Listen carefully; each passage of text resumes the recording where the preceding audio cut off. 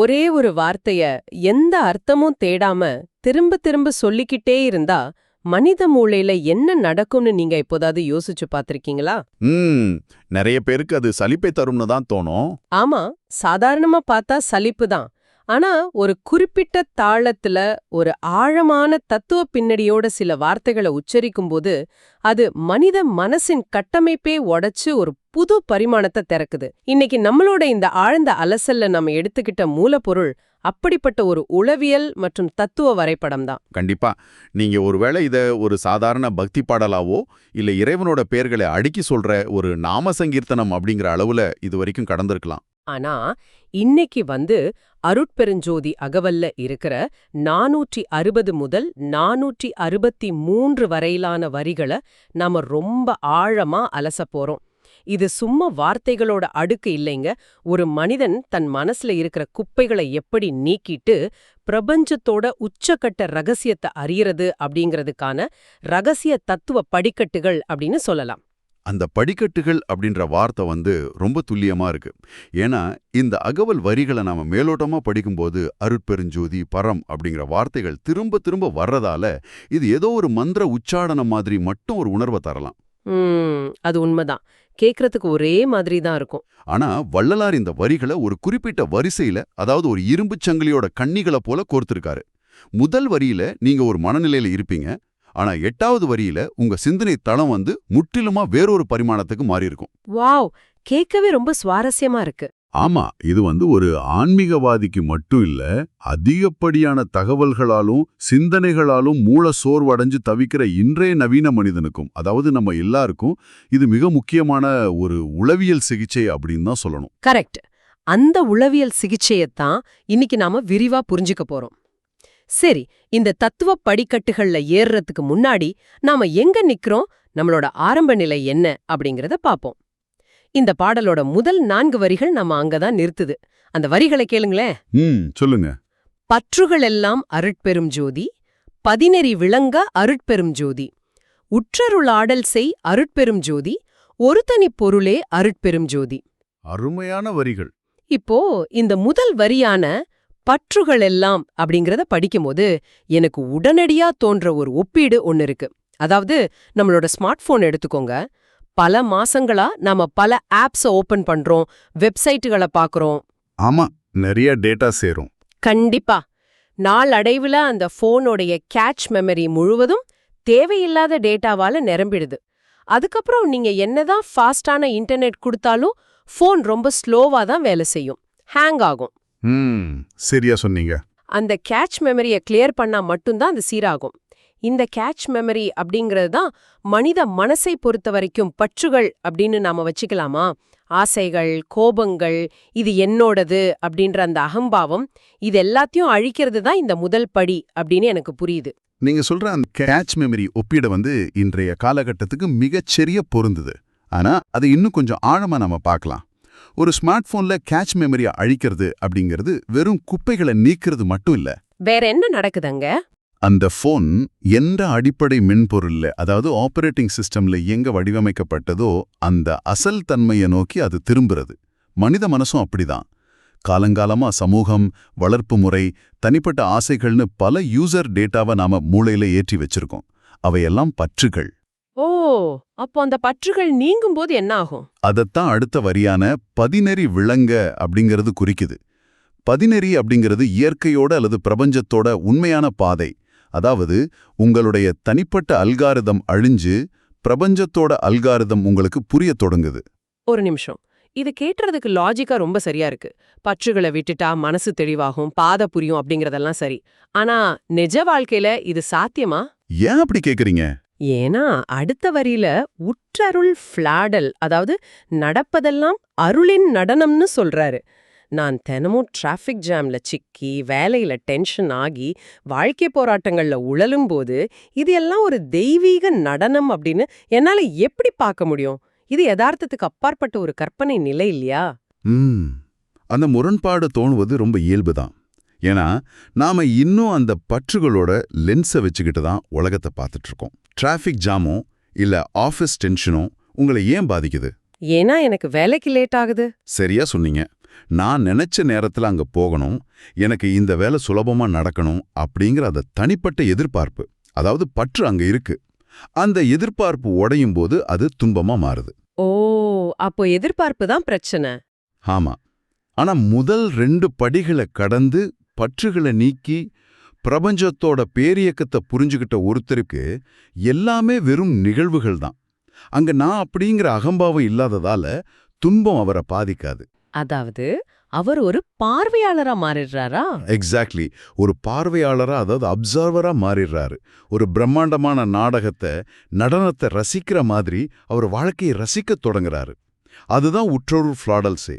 அந்த மனநிலைக்கு நீங்க வந்துட்டா, இறுதியிலே இந்த உலகத்துல உள்ள உயிருள்ள, உயிரற்ற எல்லாமே ஒரே ஒரு மூலப்பொருளிலிருந்து தான் வந்திருக்கு அப்படிங்கிறத உணர்வீங்க.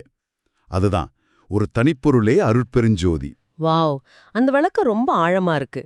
அதாவது நாம உலகத்தை மாத்த தேவையில்ல, உலகத்தை பார்க்கற நம்மளோட அந்த கேட்ச் மெமரியை அழிச்சிட்டா போதும், எல்லாமே அந்த ஒருதனி பொருளோட வெளிப்பாடா தெரியும் அப்படின்னு சொல்றீங்க. ஆமா, கரெக்ட். சரி, இப்போ என் மனசு சுத்தமாகிடுச்சு, அந்த ஒற்றை பேரோலியும் நான் உணர்ந்துட்டேன் அப்படின்னே வச்சுப்போம். மனித மூளைக்கு இருக்கிற அடுத்த மிகப்பெரிய பிரச்சனை என்ன தெரியவா? ஒரு பொருளை உணர்ந்த உடனே அது எங்க இருக்கு அப்படின்னு தேடத் தொடங்கும்.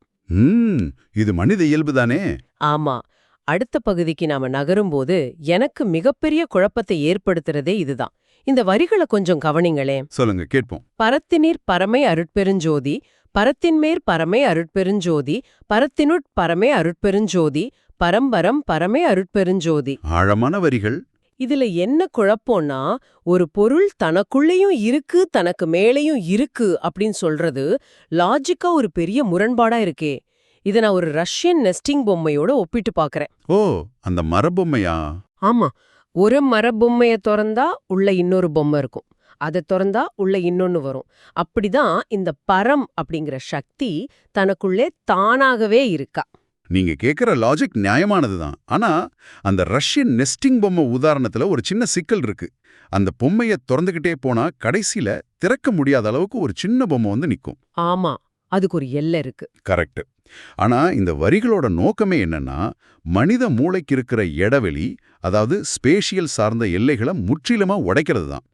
நாம எப்பவுமே ஒரு பொருளை நீளம், அகலம், உயரம் அப்படிங்கிற முப்பரிமாண கட்டமைப்புக்குள்ள வச்சுதான் புரிஞ்சுக்குவோம். ஆமா, நம்ம மூளை அப்படிதான் பழகி இருக்கு.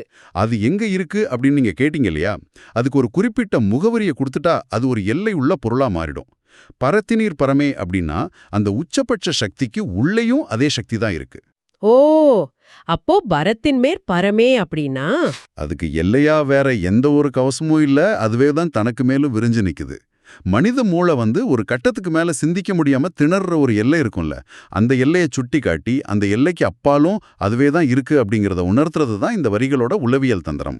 அட, மூளையோட லாஜிக்கான கட்டமைப்பை குழப்பி அதை தாண்டிய ஒரு நிலைக்கு நம்ம கொண்டு போறதுக்காக வடிவமைக்கப்பட்ட வரிகளா இது? கண்டிப்பா. இது கிட்டத்தட்ட இன்டர்நெட்டை எங்க இருக்கு அப்படின்னு தேடுற மாதிரி இருக்கு. அது எங்கேயோ ஒரு சர்வர்ல இருக்கலாம், ஆனா என் கையில இருக்கிற போன்லயும் இருக்கு, காத்துல இருக்கு, எங்கும் ஊடுருவி இருக்கு. அதுக்கு ஒரு குறிப்பிட்ட மையமோ எல்லையோ கிடையாது. மிக சரியான ஒப்பீடு. இன்றைய நவீன வாழ்க்கையில ஒரு சின்ன அபார்ட்மெண்ட்டுக்குள்ள, ஒரு சின்ன கியூபிக்குள்குள்ள அடைப்பட்டு கிடக்கிற நமக்கு இந்த எல்லையற்ற தன்மை அப்படிங்கிறது ஒரு மிகப்பெரிய விடுதலையை தரும்னு தோணுது. சரி, அது எங்கும் வியாபித்திருக்கும் எல்லையற்ற சக்தி அப்படிங்கறத நான் ஏத்துக்கிறேன். ஆனா என்ன சந்தேகம்? அது எங்கும் நிரம்பி இருந்தா அது அப்படியே அசையாம நிலையாக ஒரு வெற்றிடமா தானே இருக்கணும். அது எதையாவது செஞ்சுகிட்டு இருக்கா? இத நான் ஏன் கேக்குறேன்னா, அடுத்த படிக்கட்டுல வர்ற வரிகள் எனக்கு முன்னாடி இருந்த புரிதலையே கேள்விக்குள்ளாக்குது. எந்த வரிகள்? பரமாம்பரம் பரமே அருட்பெருஞ்சோதி, பரந்தரும் பரமே அருட்பெருஞ்சோதி. இங்க நான் உறுதியா ஒன்னு கேட்க விரும்புறேன். கேளுங்க. அதுவே உச்சபட்சமான ஒரு தனி பொருள்னு முதல்லயே நம்ம முடிவு பண்ணிட்டோம், எல்லாமே அதுதான் அப்படின்னா அது யார்கிட்ட இருந்து எதை புதிதா பெற முடியும்? அதே போல அது யாருக்கு எதை கொடுக்க முடியும்? கொடுப்பவர் வேறு, பெறுபவர் வேறு அப்படிங்கிற 2 நிலை இருந்தா மட்டும்தானே இந்த கொடுக்கல் வாங்கல் நடக்கும். இது எல்லாம் ஒன்று அப்படிங்கிற அந்த அடிப்படை விதியையே உடைக்கிற மாதிரி எனக்கு தோணுது. ரொம்ப சிறப்பான ஒரு கேள்வியை இப்ப கேட்டிருக்கீங்க. மேலோட்டமா பார்த்தா அது ஏதோ ஒரு கொடுக்கல் வாங்கல் வியாபாரம் மாதிரியோ அல்லது ஒரு பெரிய முரண்பாடு மாதிரியோ உங்களுக்கு தோணலாம். ஆனா இதுல தான் இந்த தத்துவ படிக்கட்டுகளோட ஆகச்சிறந்த ரகசியமே ஒளிஞ்சிருக்கு. ஓ அப்படியா? என்ன ரகசியம் அது? இங்க தேடுபவனும் தேடப்படும் பொருளும் ஒண்ணுதான் அப்படிங்கிற அத்வைத நிலை விளக்கப்படுது. இத ஒரு இயற்கையான சுழற்சியோட நம்ம ஒப்பிட்டு பார்ப்போம். பெருங்கடலை எடுத்துக்கோங்க. ஆகாயத்திலிருந்து ஒரு சின்ன மழைத்துளி விழுது. அது பல மைல்கள் பயணிச்சு ஓடையாகி நதியாகி கடல்ல கலக்குது. ஆமா. யார் பெறுவது யார்? எல்லாமே அந்த நீர் அப்படிங்கிற ஒரு தனி பொருளோட வெவ்வேறு வடிவங்கள் தான். இந்த இடத்துல தான் என் மனசு கொஞ்சம் தடுமாறுது. அப்படி என்றால் தனி மனிதன் அப்படிங்கிற ஒரு அடையாளமே இல்லையா? நாம இறைவனை தேடி போறோம், அவர் நமக்கு ஏதோ ஒரு வரத்தை தர்றாரு அப்படின்னு நாம நினைச்சுக்கிட்டு இருக்கிறது எல்லாமே வெறும் மாயையா? நாம வெறுமனே இந்த பிரபஞ்சம் தன்னைத்தானே அனுபவிச்சுக்கிற ஒரு கருவி மட்டும்தானா? ஆமா, அந்த இருமையின் மாயைய, அதாவது டுவாலிட்டியை உடைக்கிறது தான் இந்த வரிகளோட முக்கிய நோக்கமே. நீங்க இறைவனை தேடி போகும்போது தேடுவது நீங்க இல்லைங்க, உங்களுக்குள்ள இருக்கிற அதே இறை சக்தி தான் தன்னைத்தானே அறிஞ்சுக்கு துடிக்குது. வாவ்! அது அருளை தரும்போது யாருக்கோ தரல, தனக்குத்தானே வழங்கிக்குது. இங்கு பரம்பரும் பரமே பரந்தரும் பரமே அப்படின்னு சொல்லும்போது கொடுப்பவனும் அதுவே, பெறுபவனும் அதுவே, கொடுக்கப்படும் பொருளும் அதுவே அப்படிங்கிற பிரம்மாண்டமான ஆன்மீக சுழற்சிய வள்ளலார் நமக்கு காட்டுறாரு. இத உணரும்போது நான் இத சாதிச்சேன், நான் இத இழந்தேன் அப்படிங்கிற அந்த தனி மனித அகம்பாவம் சுக்குநூறா உடைஞ்சிருது இல்லையா? கண்டிப்பா, அதுதான் இந்த வரிகளோட வெற்றியே. ரொம்ப ஆச்சரியமா இருக்கு. அகம்பாவம் உடையணும் அப்படிங்கறதுக்காகத்தான் நான் அப்படிங்கிற வார்த்தையை தவிர்த்துட்டு எல்லாமே அதுதான் அப்படின்னு ரொம்ப ஆழமா பதிய வைக்கிறாங்களா? இப்போ நாம பயணத்தோட இறுதி பகுதிக்கு வந்துட்டோம். உச்சகட்ட நிலை. ஆமா, பற்றுகளை துறந்து ஒரு பொருளை அடையாளம் கண்டோம். அந்த பொருள் இடைவெளியை தாண்டி எங்கும் நிறைஞ்சிருக்கு அப்படின்னு வியந்தோம். அப்புறம் அது எங்கும் நிறைஞ்சிருந்தாலும் ஒரு பெரும் சுழற்சியா இயங்கிட்டு இருக்கு, அங்க நானும் நீயும் இல்ல அப்படிங்கறதையும் புரிஞ்சுக்கிட்டோம். சரி, இந்த எல்லையற்ற தேடலோட உச்சகட்ட நிலை என்ன? அந்த இருமயத்திய நிலையை அடைஞ்ச பிறகு கடைசியா மிஞ்சுவது என்ன? இந்த வரிகள் அத விவரிக்குது. பரம்பதம் பரமே அருட்பெருஞ்சோதி, பரஞ்சிதம்பரமே அருட்பெருஞ்சோதி, பரம்புகழ் பரமே அருட்பெருஞ்சோதி, பரம்பகர் பரமே அருட்பெருஞ்சோதி, பரஞ்சுக பரமே அருட்பெருஞ்சோதி, பரஞ்சிவ பரமே அருட்பெருஞ்சோதி. ரொம்ப அற்புதமான வரிகள். இந்த வரிகளை படிக்கும்போதே எல்லாத்தையும் கடந்து ஒரு மாபெரும் வெற்றிடத்திலோ அல்லது ஒரு மலையோட உச்சியிலோ நிக்கிற மாதிரி ஒரு நிசப்தம் நிலவுது. இந்த இறுதி கட்டத்தை எப்படி புரிஞ்சுக்கிறது? நீங்க சொன்ன அந்த மலையுச்சி உதாரணத்தை வச்சுக்கிட்டு இதை நான் விளக்குறேன். ஒரு மலையில ஏறும்போது பாதையில பல கரடு முரடான கற்கள் இருக்கும், மூச்சு வாங்கும், எப்போ உச்சியை அடைவோம் அப்படிங்கிற ஒரு பதற்றம் இருக்கும். ஆமா, அது ஒரு பெரிய போராட்டம். அதுதான் முந்தைய படிக்கட்டுகள்ல நாம பார்த்த மனப்போராட்டங்கள். ஆனா உச்சியை அடைஞ்ச உடனே என்ன நடக்கும்? சுற்றிலும் பறந்து விரிஞ்ச ஆகாயத்தை தவிர அங்க வேற எதுவுமே இருக்காது. உங்க உடலோட சோர்வெல்லாம் மறைஞ்சு ஒரு சொல்ல முடியாத அமைதி தோன்றும். ஒரு முழுமையான நிம்மதி. அந்த நிலையத்தான் பரஞ்சிதம்பரமே அப்படின்னு சொல்றாரு. பலரும் சிதம்பரம் அப்படின்னா ஏதோ ஒரு ஊரு அல்லது பௌதிகமான ஒரு கோயிலுன்னு நினைச்சுக்கிறாங்க. ஆனா தத்துவ ரீதியா சித் அப்படின்னா அறிவு அல்லது உணர்வு அப்படின்னு அர்த்தம். அம்பரம் அப்படின்னா ஆகாயம் அல்லது வெளி அப்படின்னு அர்த்தம். ஓ, அப்போ சிதம்பரம்னா?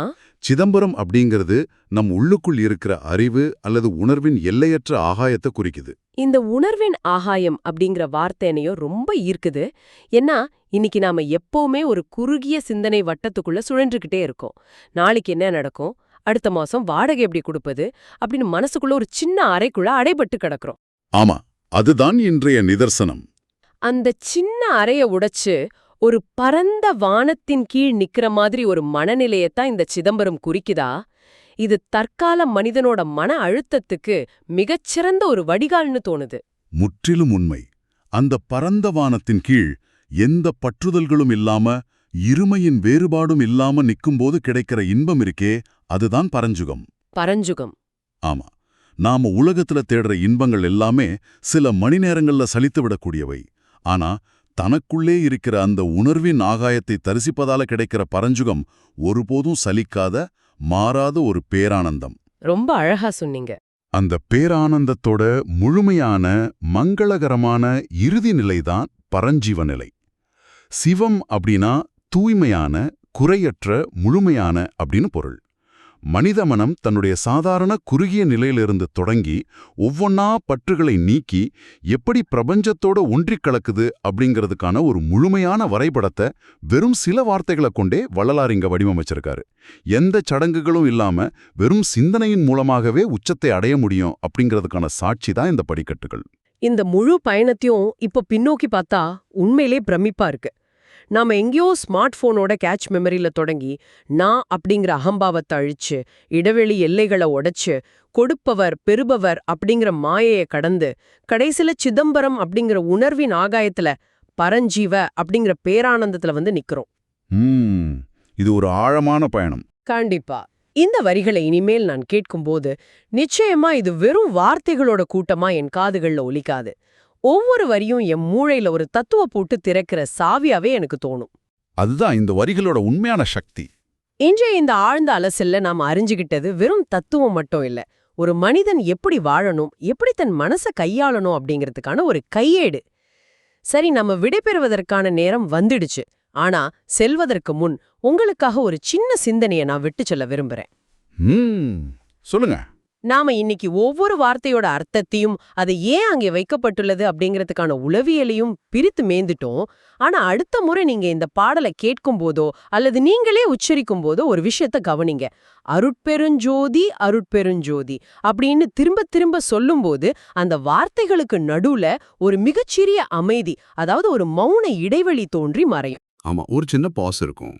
அந்த வார்த்தைகள் எல்லாம் வெறும் வழிகாட்டிகள் தான். அத்தனை பற்றுகளையும் அகம்பாவத்தையும் முரண்பாடுகளையும் அழிச்சிட்டு நாம தேடி கண்டுபிடிச்ச அந்த ஒரு தனி பொருள் அப்படிங்கிறது அந்த இரண்டு வார்த்தைகளுக்கு நடுவே இருக்கிற அந்த மௌனத்துல, அந்த வெற்றிடத்துல தான் ஒளிஞ்சிருக்கும். நீங்களே சிந்தித்து பாருங்க. வார்த்தைகளை தாண்டி அந்த அமைதிய உற்று நோக்க முயலுங்கள். அது உங்களுக்குள்ள எத்தகைய பிரம்மாண்டமான ஆகாயத்தை திறக்குது அப்படிங்கறத கவனிங்க. மீண்டும் இன்னொரு சுவாரஸ்யமான தேடலோடு உங்களை சந்திக்கிறோம்.